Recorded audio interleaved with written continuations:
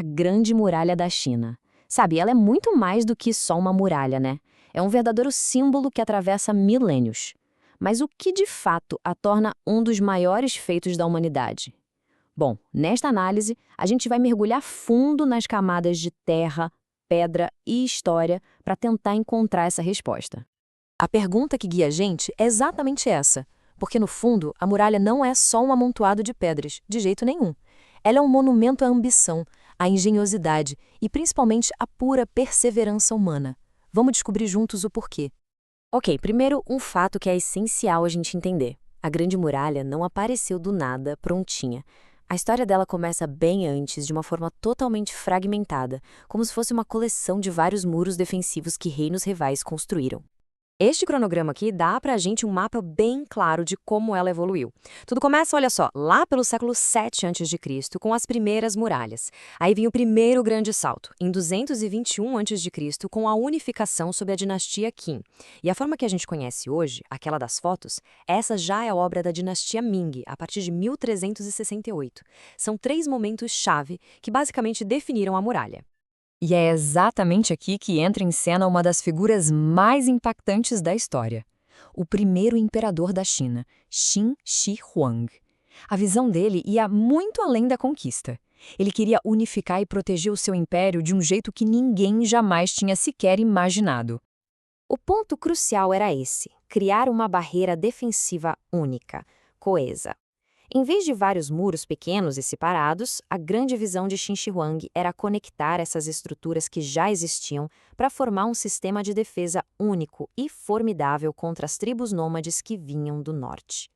Então, a primeira versão da Grande Muralha era, na essência, uma construção gigantesca de terra batida. Eles usaram os recursos que tinham ali: terra, pedra, madeira, e exércitos de trabalhadores ergueram uma barreira que não era só uma defesa física, mas também um símbolo poderosíssimo da força e da unidade do novo império.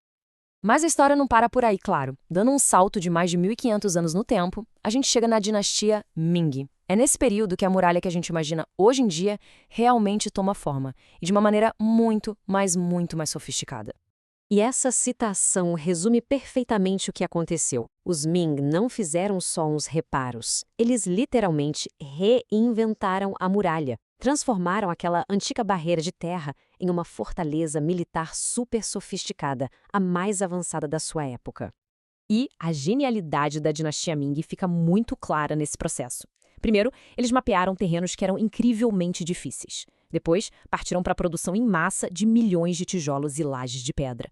Em seguida, a construção de torres, quartéis e um sistema de sinalização brilhante. Tudo isso integrado num sistema de defesa militar que não tinha precedentes. Era engenharia, logística e estratégia numa escala monumental. Essa comparação aqui ilustra a evolução de um jeito fantástico. A gente passa de uma barreira rústica de terra para uma fortaleza de pedra e tijolo toda equipada com a tecnologia militar mais avançada da época. A função era a mesma, proteger, mas a execução, nossa, era de outro nível. E quando a gente fala da execução, a escala da coisa é algo que desafia a nossa imaginação. O esforço humano, os recursos, o tempo que foram dedicados a essa obra, é tudo simplesmente impressionante. E aqui está o número que sinceramente parece até mentira: 21.196 quilômetros. Para a gente ter uma ideia do que isso significa, é mais da metade da circunferência do planeta Terra. É, de longe, a maior estrutura já construída pelo ser humano. Ponto. Então, juntando toda essa história, a gente pode finalmente voltar para a nossa pergunta lá do começo. O que, afinal de contas, torna a Grande Muralha uma façanha tão única na história da humanidade? Bom, os argumentos são bem claros. A escala dela é incomparável. A história atravessa milênios, várias dinastias. O esforço humano que foi necessário é algo quase impossível de compreender. E, no fim das contas, ela foi muito além da sua função original para se tornar um símbolo universal da própria China. E, no final, o ponto é este: a Grande Muralha transcendeu completamente sua função. Hoje, ela é um patrimônio mundial da Unesco, um tesouro que pertence a todos nós, e um lembrete eterno do que a humanidade é capaz de alcançar quando se une num propósito grandioso. E isso tudo nos deixa com uma reflexão final, né? A muralha foi uma resposta aos desafios daquele tempo. Olhando para o nosso mundo hoje, qual vai ser o nosso grande projeto, a nossa grande façanha que a gente vai deixar como legado para as futuras gerações?